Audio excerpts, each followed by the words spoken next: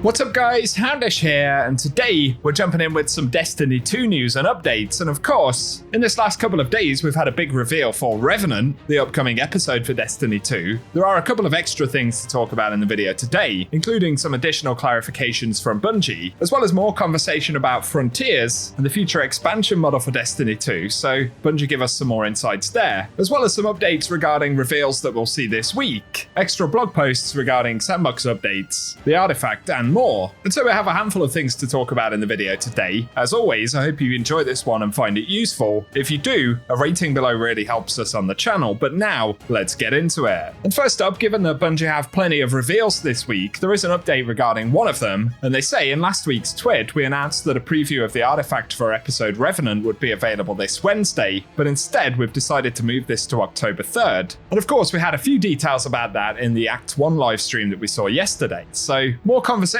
about that will come on Thursday. Otherwise, I'm not sure if we'll get an additional sandbox preview today, as Bungie haven't specifically clarified, but if we get further updates, I will be sure to let you know as always. Onto the conversation about Revenant though. Of course, we now know that Fikrul is referred to now as the Master of Souls, which relates to the sort of army of fallen or fallen vampires, at least in terms of theme, that Bungie have set up for this upcoming episode. Give us your thoughts on the update to the Fallen faction and the story component for Revenant down below. Bungie have also now shown off some of the key art for Revenant, as we can see right here, where Fikrul is looking rather scary, kind of like an old horror movie poster or something like that. Pretty cool stuff. And while this is artwork, we can see the new armor right there that the Guardians have equipped. So interesting to get a better look at that, but otherwise, in the reveal, Bungie showed off, of course, updated Onslaught, which again, I'm surprised is sort of the activity selection that they've made, but also they showed off the new exotic weapon for the Season Pass and spoke about Icebreaker, and we went into that in a bit more detail in our video yesterday. But given that Bungie showed off things like the Zerf board, the new Zer skimmer that we'll be able to purchase with strange coins, and the teasers to an Act 2 activity that we're going to see, Bungie left the community to speculate about what that activity could be. DMG though did say, gonna nip this one now, SRL ain't coming back in Revenant. Feel free to keep speculating on which fan favourite activity will be making a return though, and is happy to continue to make feedback about SRL. Personally, again, I'd love to see SRL in the game in future, but in terms of the episode content, I think Bungie may have been teasing Prison of Elders, especially given that some of the artwork for Revenant shows off what appears to be the Reef. But also, if we're talking about a fan favourite activity from Destiny 1, outside of Vanilla D1, there were the Year 1 DLC activities, Prison of Elders was one of them, and otherwise we only really had stuff like Archon's Forge from Rise of Iron, or the Court of Oryx from The Taken King. So aside from reprising a strike or something like that, I feel like Prison of Elders is sitting pretty high on the list of potential returning activities for Revenant. Give us your speculation and thoughts down below though. The only other quick mention from me about Revenant is that we did get a very quick look at the character screen right here, and it shows us a few icons for some of the bits of gear. So we can see the Season Pass exotic at the top, another one of the seasonal weapons, the heavy grenade launcher, but also a shotgun for Festival of the Lost this year. So that gives us confirmation of the festival weapon, which should be interesting to check out. Additionally though, another important component that I don't think Bungie mentioned specifically, but we can see a new exotic armor piece on the Warlock. So probably this confirms that we'll be getting new exotic armor for all three classes. Some folks will say that always happens when we get an episode or a season, although there have been some where we haven't seen brand new exotics. So the good thing is, at least, exotic armor will be coming with this next episode. And otherwise, in the reveal yesterday, Bungie spoke more about their plans for Frontiers, and Alison Lurs and Robbie Stevens joined the stream and said that expansions will be medium-sized, with a story similar to Rise of Iron, and of course it's the first time they've mentioned Rise of Iron pretty much since it was released. But they said that each will have a campaign and a bigger structure to dive into, like the Dreaming City, and the new destination will feature a non-linear campaign and allow the player to follow the story and structure. They also referenced having to speak to various vendors as part of seasonal activity weekly quests and things like that, and Bungie said that it drives them wild as well, and they're looking to change it purposely by the time that they get to the Frontiers pattern, where it will pretty much be gone. So for the rest of the episode content, we're probably going to see more of that realistically, but ultimately they want to get rid of this sort of typical structure that we've seen, although they have said that before as well, so we'll have to wait and see. But otherwise, yesterday Bungie also revealed next generation armor, and they said that stats on armor will be changing with Frontiers, and stat effects will no longer be tiered every 10 points. Instead, Instead, every point in a stat will provide a benefit, and the change is intended to reduce the lock-in effect that happens when a fine-tuned combination of stat values make it feel impossible to switch out any single armor piece. But they've added as well that stat effects will be capped at 200, with a range of 101 to 200 providing an additional power effect building on the base effect. And this change is intended to support the deeper investment in a smaller number of stats and spikier stat distributions on armor with fewer secondary dump stats. Plus, they've said that legendary armor in future will have a stat archetype, which determines the primary and secondary stat types, with a third stat being a free roll. And the values of these stats overall should be spikier, leading to fewer points of dump stats. Plus, the class slots for cloaks, bonds, and marks will have full stat distributions on par with other slots. So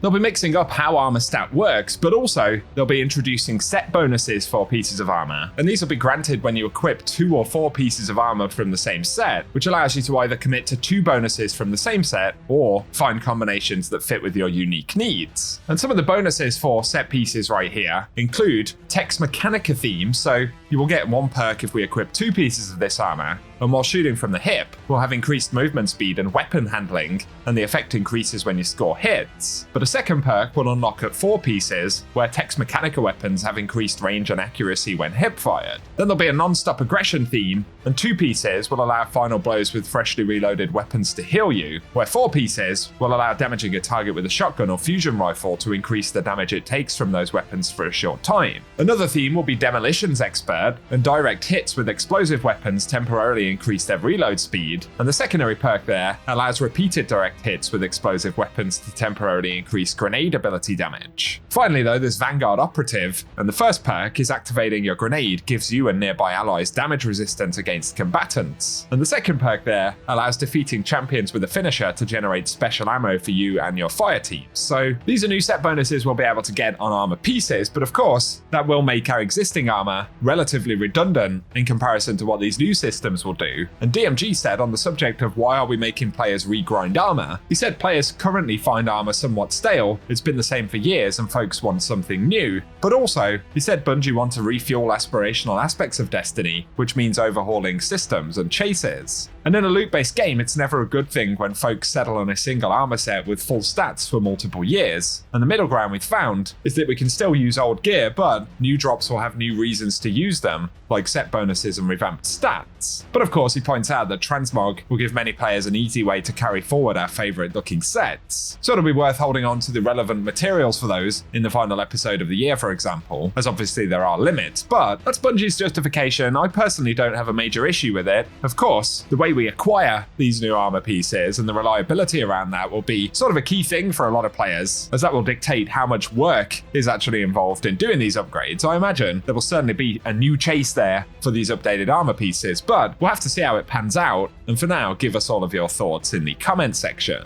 A couple of final updates here though, and Bungie have added in recent days that there was one note they missed last week in relation to Crucible, and in Revenant they're going to be placing a cap on the amount of crouch inputs that we can enter per second to equalize the hold to crouch with toggle to crouch in terms of behavior. This is something that can be tuned, and because a tactical crouch or 2 during engagements is an expression of skill and not something we want to discourage. We verified in our playtesting that our first pass was set so that it would be difficult to tell that the limit existed if you were crouching in a normal cadence.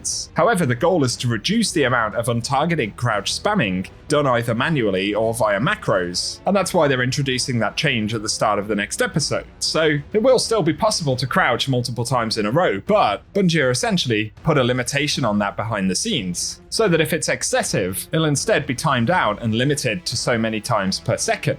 So an interesting change right there, but given that Bungie clarified, I thought it was worth a mention. Sounds like it's probably a good thing overall, but we'll have to see exactly how it plays out in the game. The last thing I wanted to mention for today, and the Game Post shared an article here saying our Grandmaster Raid's coming to Destiny 2, and they point out that earlier this week a select group of D2 players received a closed survey asking about their experience with episodes, interesting seasonal activities, the power cap, and rewards. But one particular question asked what was your level of interest in playing the following following activities since the increase in the seasonal pinnacle cap. And one of the options was Grandmaster Raids, an activity that doesn't currently exist in Destiny 2. And of course, we do have Master Raids, but it raises a question as to whether Grandmaster Raids is something that Bungie are considering for the future, or whether this was simply a typo, which also does seem possible, I suppose. We'll have to wait and see if Bungie give us any more conversation about that. Perhaps it's something even that they're looking to do in the Frontiers era. But a curious question nonetheless. And in terms of difficulty,